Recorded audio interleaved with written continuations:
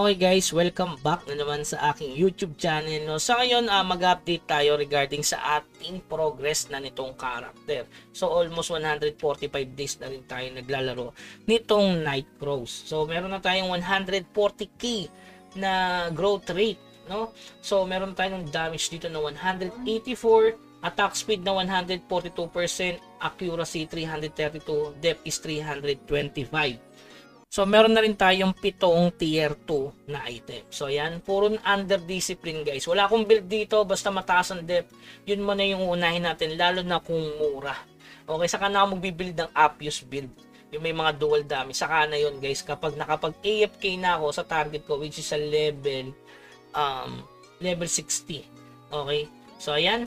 5 dito. Syempre, 2 sa accessory. So, yung mga enchant nito, kaya mataas yung depth kasi yung iba, nakuha natin yung depth plus 2, ayan, depth plus 1, depth plus 1.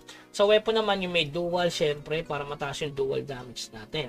So, dito may depth, tapos dual ulit, depth, dual, accuracy. Tapos dito, depth. Tapos ito, bakit MP regen? Kasi maganda talaga MP regen, guys. Kaya pinagta ko na yung HP regen.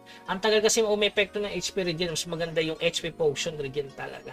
Kasi every tick ng potion yun. So, dito may depth, tapos PBE, dual, tapos dito may depth, puro accuracy na yung iba. Mas maganda dito kunin nyo yung depth talaga mga boss, para solid. Okay, good thing na tayo sa item. Syempre, yung collection natin is 412 na mga bossing. Tapos, yung weapon style natin is yung sa libre lang. Tapos, yung mount natin, yung may basic 13. Tapos, sa infuse, maganda rin yung basic damage 11 natin dito. Ito napakaganda kasi ng basic damage kasi all types to. Including na dyan syempre yung skill at syempre yung critical pati normal attack. Kaya nga all types siya mga bossing. Tapos dito naman sa nakuha natin yung normal attack bonus damage sa palitan yan. So good thing din yan kasi parang damage reduction pero sa normal attack lang, hindi kasama skill. Dito MP regen ulit, so goods na yan, wala na akong babaguhin dyan. Itong pangalawa may binago ako, kinuha yung weapon damage. Insta ko muna dito yung plus 6 accuracy. Hindi ko pa naman kailangan ng accuracy. Kailangan ko medyo may konting damage para nakaka-AFK tayo dito sa level 59 na mga boss.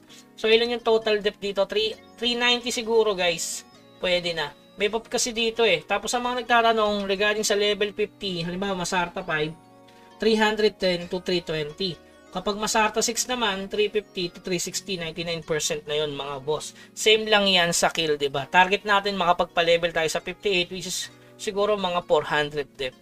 Hindi ko pa sure guys eh. Saka ko na lang i-content kapag nag-e-eba na ako doon sa level 58. Mahalaga din sa 58 kasi meron na dong epic sa kill debat. Okay? Hindi kasi yung lalabas sa kill debat of chaos eh, sooner or later guys. Ito yung pinakamahinang kalaban doon sa kill debat of chaos. Ayan, meron na siyang epic drop. Kaya good thing din na nakapagpa-level kayo sa 58 kapag sa kill, diba?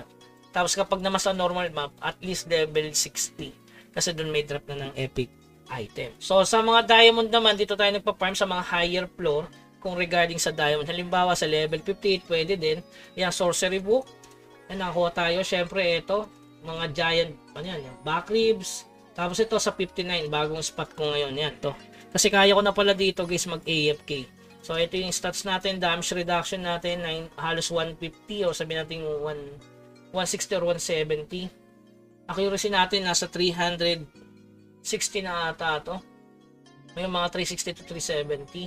Dual damage, ayan, 100 plus. Tapos crit, kasama din naman sa damage yan. Pero maganda kung dual damage type. Weapon, dapat medyo mataas ng konti.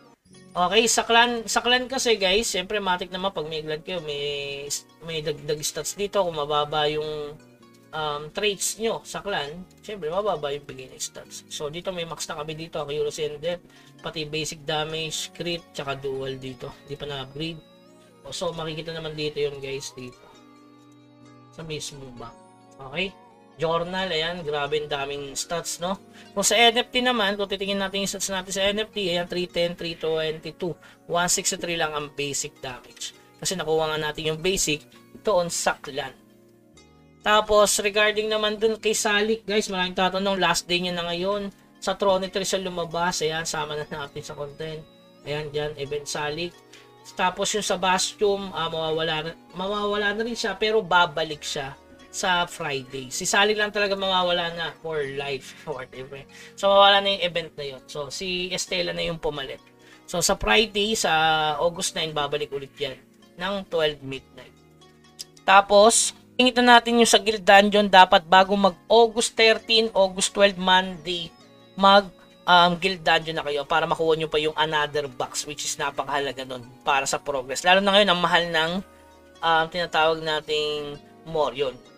Oh, napakamahal na ngayon kasi mahal sa Phoenix Dex. Tapos bukas, alas 5 ng hapon, kita-kita tayo dito, 5 PM guys, para updated ka kung ano yung magmamahal na item para dumami yung Dayas natin. So, ano ba yung mga possible na tataas sa future? Future guys, alluvial, source of growth, syempre, old aircraft, guild order, yan. Mga tataas yan, yung Masata 7 ticket, baka lumbas yung boss bigla. So, pwede kayong mag-hoard yan, pwede namang hindi. Nasa sa inyo pa rin decision na yan, guys. Pero sa akin, siguro nabili-bili ako ng ilang piraso lang para mag-hoard ng other item. Kasi sooner or later, magmamahal pa rin naman yan. Okay, so yun lamang guys. Keep grinding. Hanggang sa muli. Paalam.